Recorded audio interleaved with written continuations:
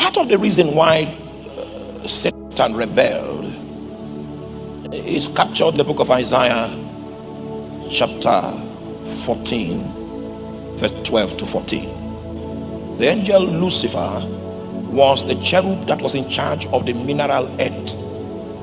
So this Lucifer, who happens to be a light bearer, that's the name, that's the meaning of Lucifer. Are you there? Lucifer was one of the guardian cherubs of God.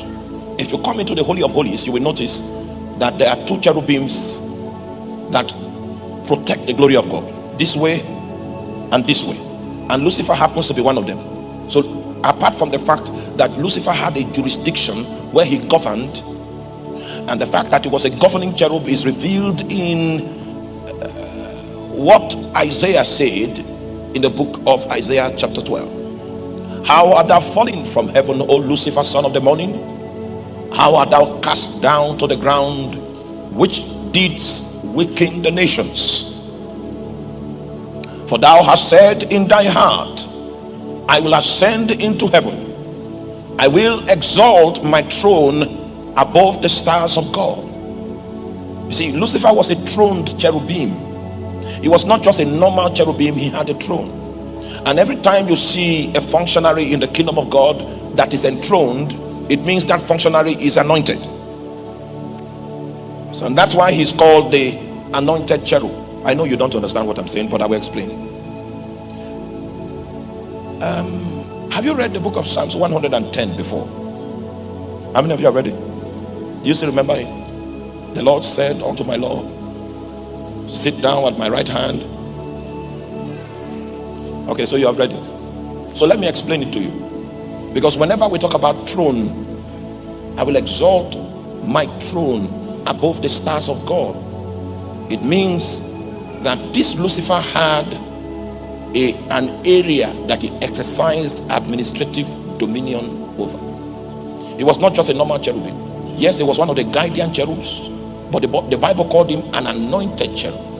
And in the entire scripture is the only angelic being that was said to be anointed, making him the number one in rank among the angelic beings that God created. And this guy was given a throne. It means he sat in administrative capacity, and he took care of some of God's business. The details of the business that he took care of, I don't know the details, but I know a few of the business that he took care of while he was the guardian of the mineral earth. Are you still with me? Now, this Lucifer, he had a dream. He said he would exalt his throne above the stars of God. Now, I need to explain to you why he was called the anointed cherub and what it means for a cherub to be anointed. In fact, the proof that he was anointed was because he had a throne. The Bible says the Lord said unto my Lord, that means the Father was speaking to the Son. He says, sit thou at my right hand until I make thine enemies thy footstool. So this was when Jesus fulfilled the requirements of redemption.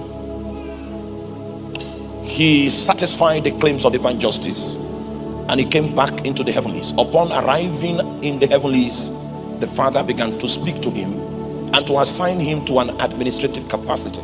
And that's what my right hand means. He said, you would sit in administrative capacity until I make thine enemies bow at your feet. The next question we need to ask is how God intends to make the enemies of Jesus to bow. The Lord shall send the rod of thy strength out of Zion. Rule thou in the midst of thy enemies. If you are a scholar of the Bible, you will know that this scripture is the scripture that Peter quoted on the day of Pentecost as the justification for the day of Pentecost. So the rod of God's strength that is spoken about in verse 2 actually refers to the Holy Spirit. So how is God going to fulfill his promise to his Son? The promise of making the enemies of Jesus to bow at his feet. The way he's going to do it is that he's going to send the Holy Ghost out of heaven. And he's going to send the Holy Ghost not as a spectator, but as a ruler. Rule thou. The marching orders that the Holy Spirit was living in heaven with was the orders of dominion. Are you still with me? Rule thou in the midst of thine enemies. You see, you have not seen what I wanted you to see. Jesus was assigned a throne. for him to sit. Are you there? And then the Holy Spirit was going to go into the earth. The Holy Spirit was actually a confirmation. His going into the earth was a confirmation that Jesus has been enthroned. Moses was on the mountaintop, and if Moses lifts his hand, raises his hand, Joshua will begin to conquer the enemies in battle. And when Moses drops his hand, Joshua will begin to lose in battle. And Moses was the shadow of the Messianic spirit, indicative of the fact that the moment Jesus is exalted in heaven, the Holy Spirit will be released. That's the Holy Spirit is Joshua. He will be released to conquer. So it's the exalted Jesus that is responsible for the conquering spirit. Are you there? Meanwhile, he was given a throne, and the physical evidence of that throne in the earth was going to be a spirit. Think about it. Oh, you're not here. The proof, for instance, the proof that I have a throne in God's administration is that there is an anointing that is at work in my life to effect a certain purpose that is on the heart of God. If that anointing is established upon my life, it is a proof that I also have a throne. Because Jesus was given a throne, and the evidence of that throne was a spirit that went down to war. If Lucifer has a throne, then he also has an anointing. And that's the reason why it was called the anointed cherub. So every time you see an anointing, it is the manifestation of an authority. It's the manifestation of government. It's the manifestation of authority that is at work. That's how thrones manifest. They manifest as the concentrated presence of a spirit. Did you get that? Oh, it seems I'm going too fast. So the reason why, for instance, I have an anointing on my life is not because I'm a good guy. I have an anointing on my life because of an administration that is taking place in the heavenlies. It is that administration and the throne that has been assigned to me in that administration that is manifest as an anointing on my life. So we cannot define man outside of his role in the kingdom. Your potentials and your capacities can never be fully maximized if you are not under the dominion of God. And I'm going to explain some critical matters to you. And I will show you the reason why maybe your life is failing. Your life might be failing because of one or two things. So stay with me. Man was created to function in the image of God.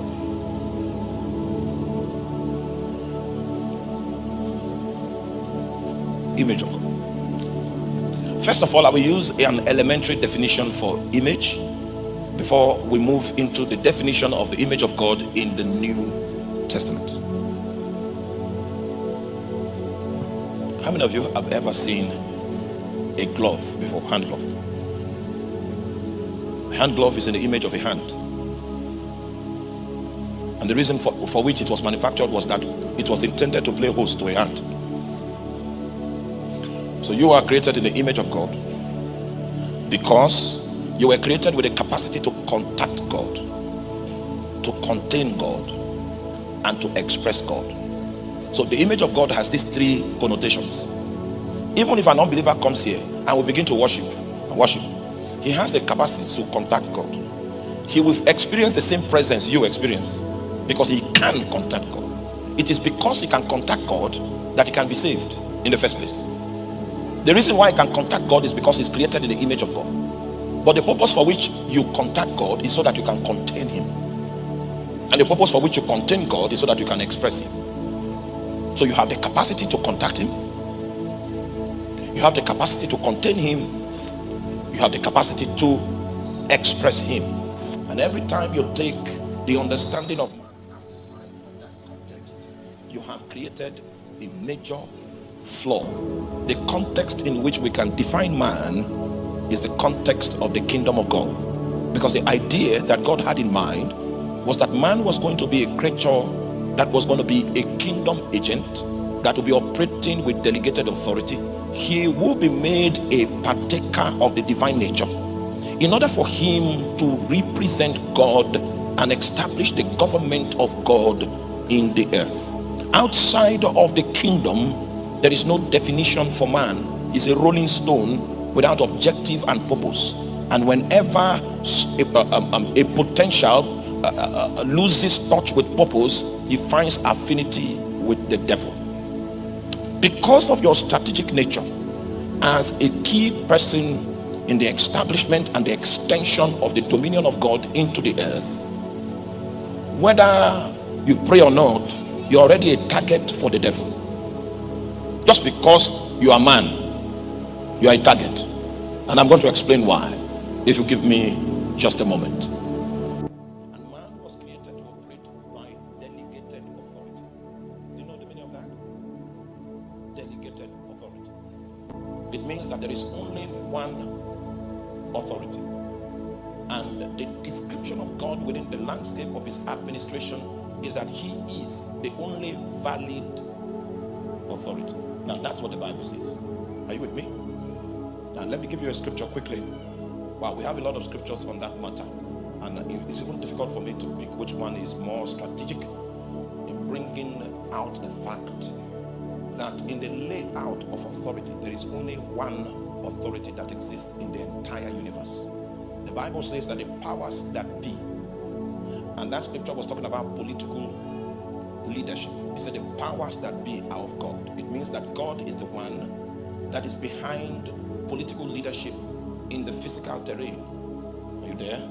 He's the one that has decided to make it possible for leadership to operate upon the face of the earth. It is his will that it so be, and that is why there's leadership in the earth. So just in case you see that in your county there's a governor, that governor is an illustration. In fact, the reason why the governor even exists and operates in your county is because the ultimate power has accepted, has agreed that such leadership should exist, which is supposed to be reflective of his ultimate capacity as the governor among the nations.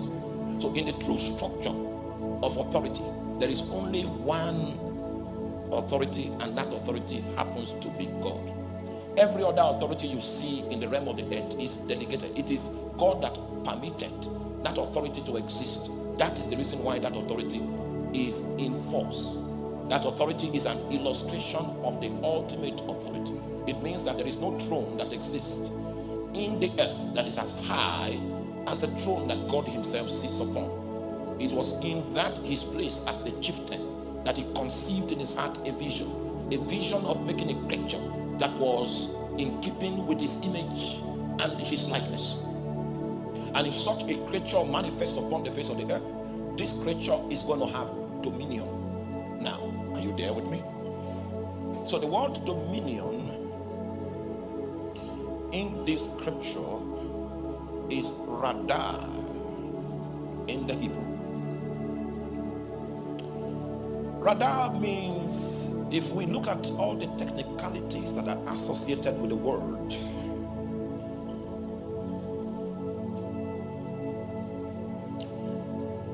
the meaning of this dominion, if we put all the implications of the word radar into focus, it means to establish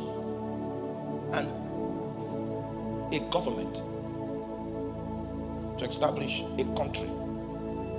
Let them have the ability to establish government. And the authority that they'll be operating with is delegated. But that delegated authority will come into focus if there are creatures in the image of God. Are you with me? And if they are creatures in the likeness of God.